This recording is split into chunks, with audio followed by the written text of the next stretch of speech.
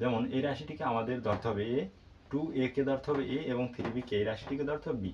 যেমন a plus B whole square.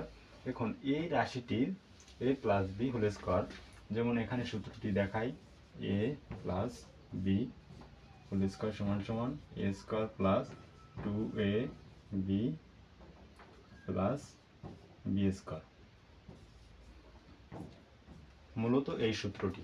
এখন এই সূত্রটি অনুযায়ী এই রাশিটিকে লিখতে হবে, যেমন 2a হচ্ছে এ, এই রাশিটিকে এ স্কোয়ার প্লাস সূত্রের 2, তারপরে এই হচ্ছে এ, তারপর 3b হচ্ছে B plus 3b B square.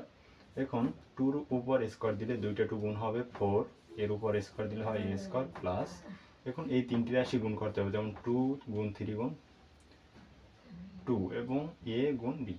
যেমন এই তিনটি রাশি গুণ করলে হয় 2 × 2